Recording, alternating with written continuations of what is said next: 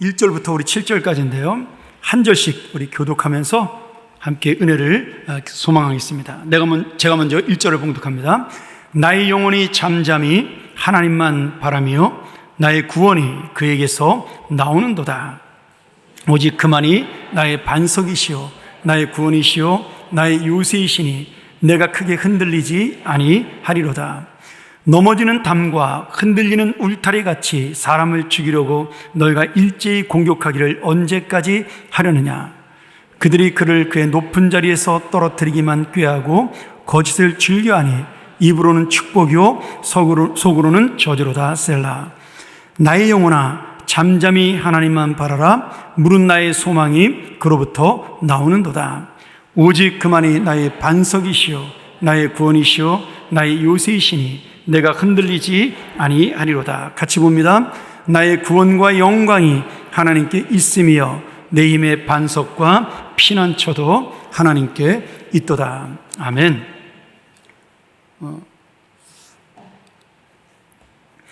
제가 고등학교 읽었던 신앙 서적 중에 지금도 잊지 못하는 책 중에 하나가 주는 나의 피난처라는 고전 책입니다. 아마 여기 있는 분들도 대부분 읽었을 것이라고 생각이 들고요. 그 유명한 코리템품 여사가 지은 간증집이기도 하죠. 이 코리템품 여사는 네덜란드에서 태어났던 신앙의 정말 놀라운 거인인데 그의 가족들이 유태인을 숨겨주었다는 이유 때문에 2차 대전 때 그 가족이 독일의 라벤스부르크라는 수용소에서 2차 대전이 끝날 때까지 갇혀 있게 됩니다. 그때 가족들 중에서 거의 다 죽고 이 코리템품만 생존하는 그런 아픔도 겪었던 사람이죠. 그래서 그 주는 나의 피난처라는 책에 보면 자기가 수용소에서 겪었던 이야기들을 언니와 함께 겪었던 그런 이야기들을 굉장히 자세하고 그리고 정말 은혜롭게 기록을 하고 있습니다. 굉장히 오래된 고전이지만 지금도 읽으면 여러분 마음속에 감동이 있을 것으로 믿고 혹시라도 읽지 않으신 분이 있다면 당장 사서 읽으시면 은혜를 받을 것이라고 믿습니다.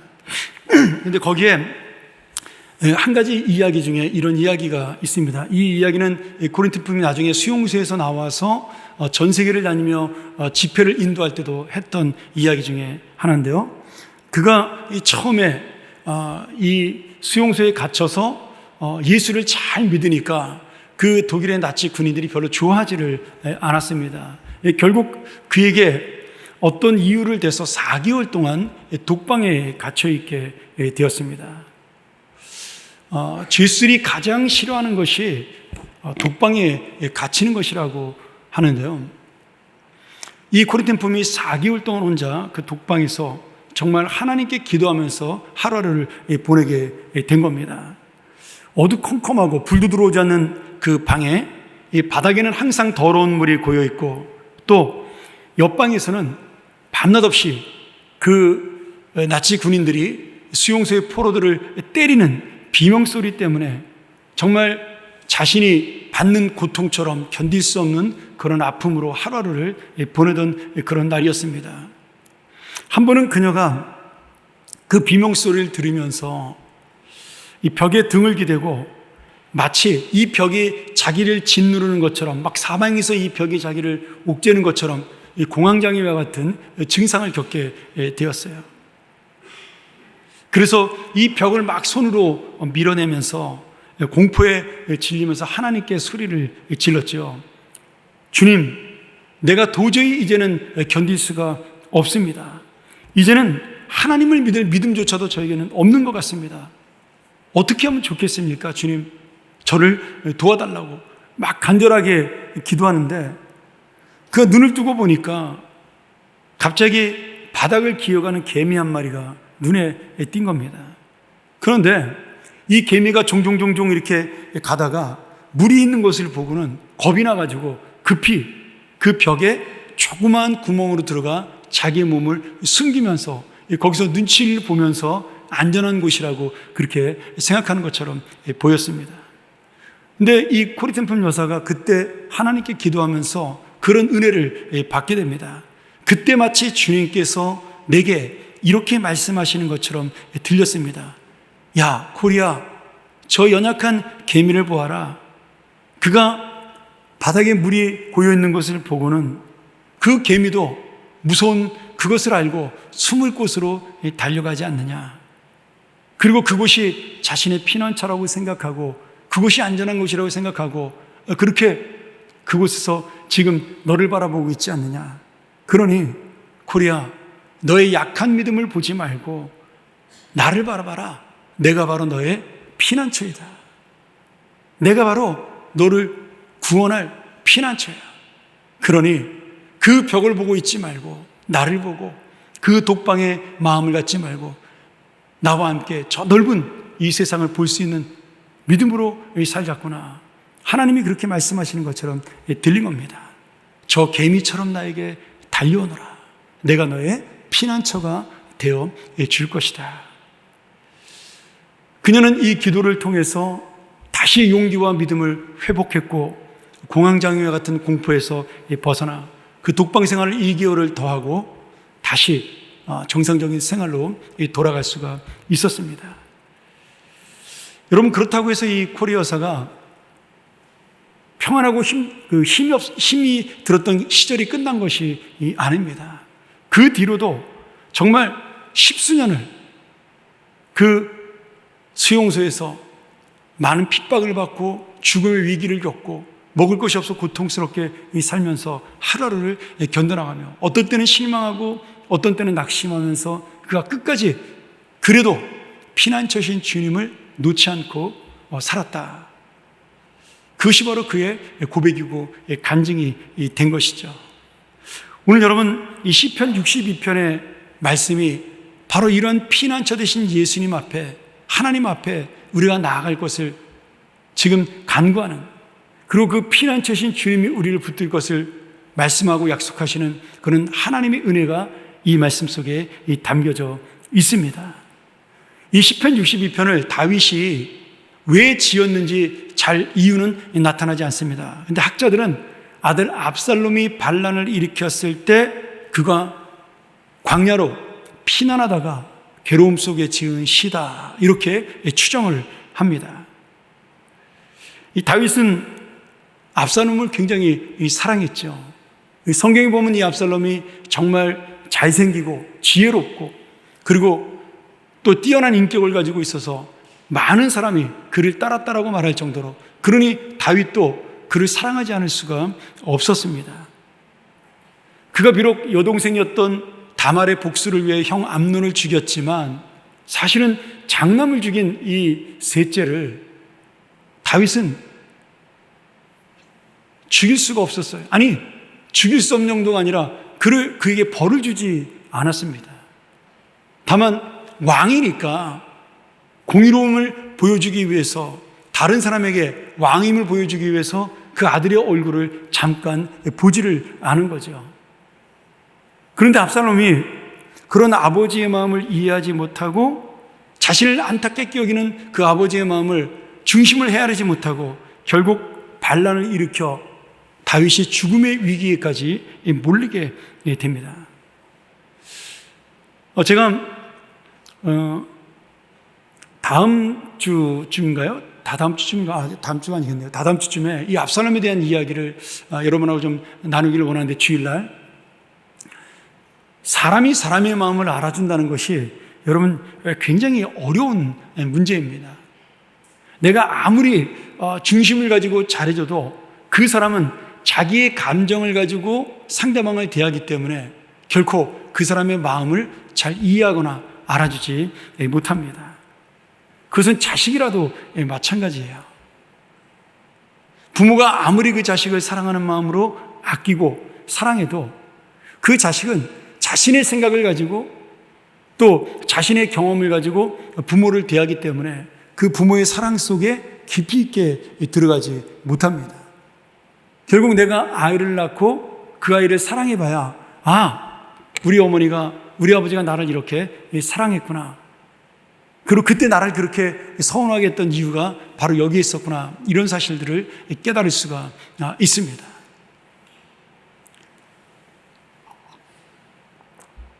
오늘 이 압살롬이 바로 그러한 자식 중에 하나였고요. 압살롬뿐만 아니라 모든 사람이 다 마찬가지죠. 여러분, 여러분의 마음을 누가 진정으로 알아줄 수가 있겠어요?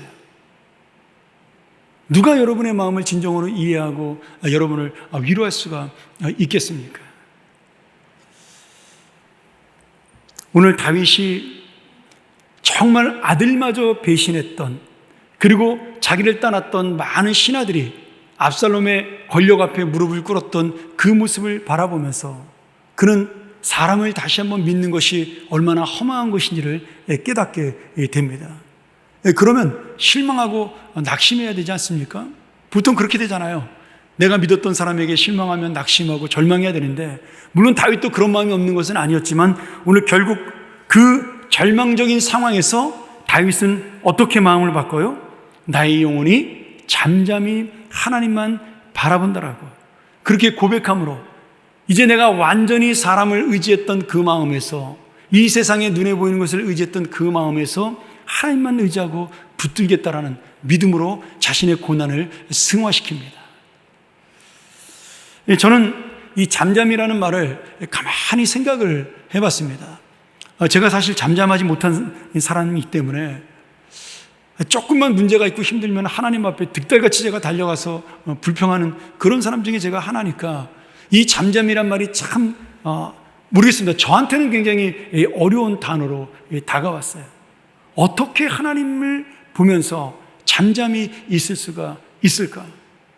내가 이렇게 억울한데 어떻게 아무 말도 하지 않고 내가 침묵하며 주님의 뜻을 기다릴 수가 있을까? 내가 이렇게 힘들고 어려운데 어떻게 내가 사람들 앞에 하나도 안 아픈 것처럼, 하나도 안 괴로운 것처럼 그렇게 잠잠할 수가 있을까?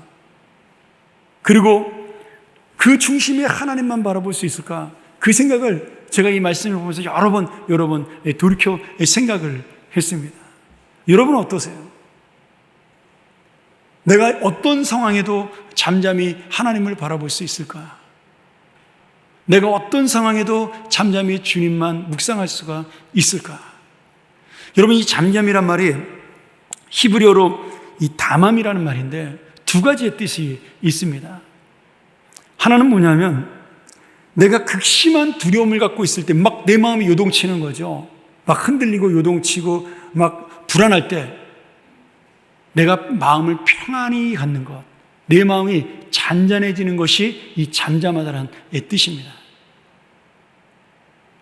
근데 겉으로 잠잠하다고 이 안에서 가만히 있는 게 아니잖아요. 내가 겉으로는 표시 안 나도 속으로는 부글부글 끓고 있는 것이 우리의 마음이지 않습니까? 그런데 다윗은 믿음으로 주님을 바라보기 때문에 내가 정말 내 마음이 태풍과도 같은 이 현실 속에서 나는 요동하지 않고 잠잠할 수 있다. 그렇게 고백하고 있는 겁니다. 또 하나의 의미가 있는데요. 내가 이제는 인간적인 나의 모든 방법을 멈추고 이제는 하나님의 방법을 찾는, 그래서 내가 모든 것을 멈추고 힘을 다물었기 때문에 그래서 잠잠한 것입니다. 사람에게 호소하고 인간적인 방법을 사용했던 그 모든 것을 내가 내려놓고 다 스톱하고 이제는 하나님만 바라보기 때문에 그것이 바로 영혼이 잠잠해지는 은혜가 되는 겁니다. 저는 다윗이 훌륭한 왕이기 때문에 존경하는 것이 아니라, 또 뛰어난 지도자이기 때문에 그가 부러운 것이 아니라, 정말 이런 어려움을 수도 없이 겪으면서도 넘어질 것처럼 보이면서도 다시 이렇게 하나님을 붙드는 그의 잠잠한 신앙, 자신의 모든 것을 내려놓을 수 있고 그리고 주님을 붙드는 이 신앙, 고난을 당할 때에도 죄를 지을 때도 여전히 다윗의 중심은 하나님만 바라보는 그 신앙 때문에 저는 다윗이 부럽고 한편으로 존경스럽습니다. 한번 물어보고 싶어요. 천국 가면 어떻게 그렇게 살 수 있었나라고. 오늘 여러분, 이 다윗이 자기가 잠잠할 수 있는 이유에 대해서 2절부터 구체적으로 설명하고 있는데 제가 다 할 수는 없고 시간이 없기 때문에 반석이라고 부르는 말씀을 가지고 여러분과 함께 은혜를 나누고 마치려고 합니다. 여러분, 이 반석은 두 가지의 뜻을 가지고 있어요. 반석이라는 건 뭔가요? 든든한 바위입니다. 흔들리지 않는 그런 움직이지 않는 든든한 바위를 성경에서는 반석이라는 말로 표현합니다. 언제나 그 자리에 있고 언제나 변하지 않고 언제나 서 있는 그것이 하나님의 은혜라는 거예요.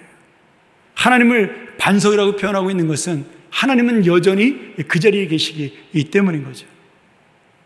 하나님은 언제나 나와 함께 계시기 때문에 하나님은 나의 반석이 될 수가 있는 겁니다. 이 신실하고 변하지 않는 사랑은 어제나 오늘이나 영원토록 동일하십니다. 우리가 요동할 뿐이죠. 우리가 움직이는 것뿐입니다. 또 하나의 반석의 뜻이 있는데요. 저는 이것이 또 은혜가 됐어요. 이스라엘 백성들은 그 시편에 보면 항상 광야에 나갔을 때 이스라엘 백성이 40년 동안 광야에서 하나님의 은혜로 살았던 것을 기억합니다. 그래서 여기서 말하는 반석이라는 단어도 사실은 이스라엘 백성들의 마음속에는 하나님께서 이 반석을 통하여 그들에게 역사하셨던 그 기적, 그 은혜를 염두에 두고 말씀하고 있는 거예요. 여러분, 이스라엘이 광야에서 누렸던 기적 중에 하나가 뭡니까? 이 반석에서 뭐가 나온 거예요? 생수가 2번이나 터진 이 사건입니다. 르비딘 광야에서 그들이 물이 없어 불평할 때 하나님이 그들에게 물을 주셨어요. 이 반석에서 콸콸 솟아나는 생수를 그들에게 허락하셨습니다. 도저히 물이 나올 수 없는 상황인데 여러분, 땅도 아니고 지하수도 아니고 어떻게 반석에서 물이 터져 나올 수가 있겠어요? 말도 안 되는 기적이죠. 그런데 하나님은 그 죽은 바위와 같은 그 움직이지 않는 바위에서, 단단한 바위에서 생수를 뽑아내어 이스라엘 백성을 먹이는 놀라운 역사를 일으켜 주셨습니다. 이때 이 바위는 뭐예요? 정말 내가 무너뜨릴 수 없고 깨트릴 수 없는 단단한 우리의 현실과 아픔을 이야기하고 있는 겁니다. 그런데 지금 이 소망이 없는 반석에서 주님께서는 생명과 기쁨을 주시는, 생수를 주시는 우리 하나님이 되어주셨다는 이 사실이죠. 그래서 반석인 겁니다. 그래서 반석인 거예요. 오늘 여러분, 우리가 정말 힘들고 어려울 때 내가 붙들고 있는 것이 무엇일까요? 다윗은 사랑하고 의지했던 아들에게 배신당했습니다. 그러면 우리는 다윗과 다른 인생인가요? 다윗은 아들에게 배신당했지만 우리는 뭐 다른 사람에게 배신당하기도 하고 내가 믿었던 것들을 통해서 실망하기도 하고 이거는 분명히 될 거라고 내가 확신했던 것들이 나를 좌절하게 만드는 그런 순간들이 얼마나 많이 있습니까? 내가 붙잡고 내가 의지했던 그 모든 것들이 나에게 항상 원하는 것을 주는 그런 인생이 아니잖아요.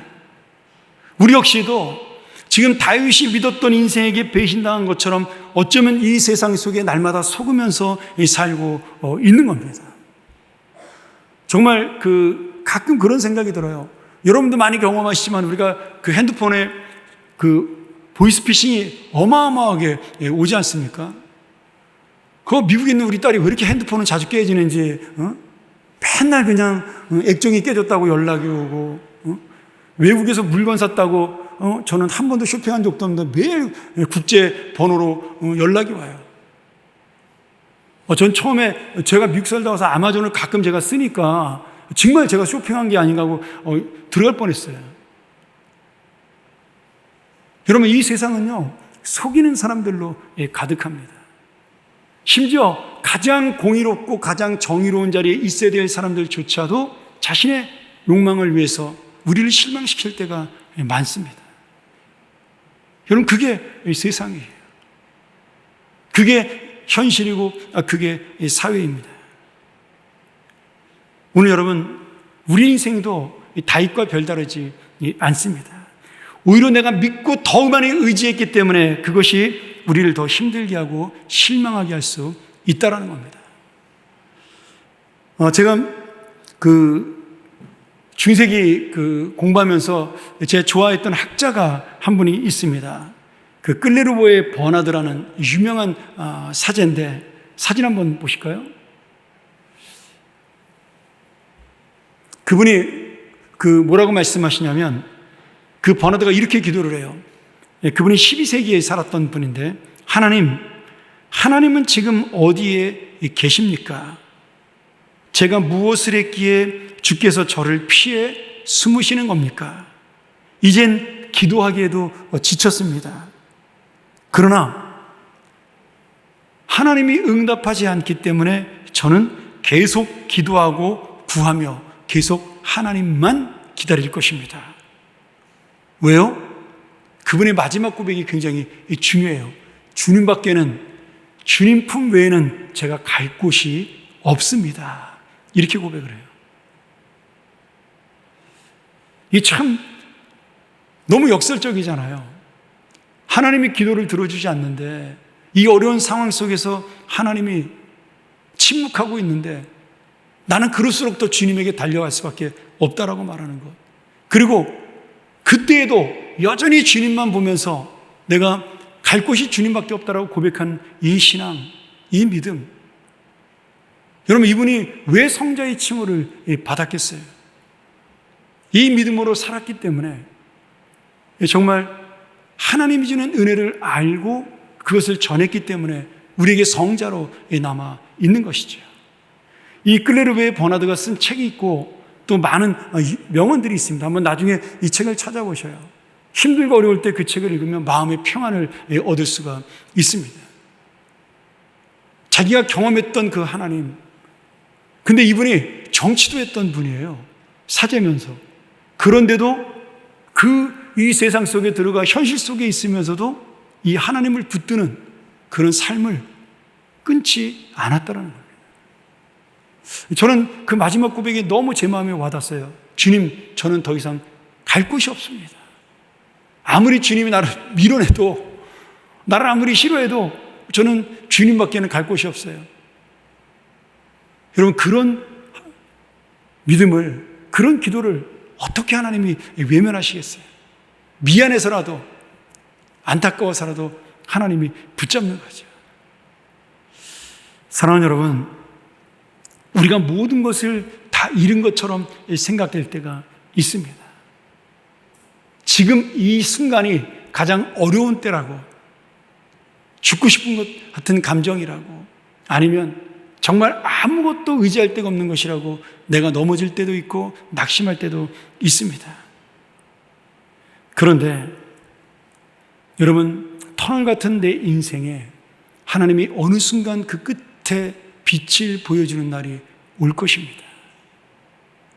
우리가 그 터널 속에 달려갈 곳이 어디예요? 앞밖에 없잖아요. 달려갈 길밖에 없잖아요. 어두워도 거기서 벗어나는 길밖에 없잖아요. 결국 그것을 벗어나는 순간이 주님의 품인 거죠. 터널이 긴 것처럼 보여도 여러분, 주님이 볼 때는 짧은 겁니다. 갈 곳은 한 군데밖에 없는 거죠. 어두운 터널에서 유턴할 수 없지 않습니까? 저는 우리의 믿음의 인생이 바로 그렇다라고 믿습니다.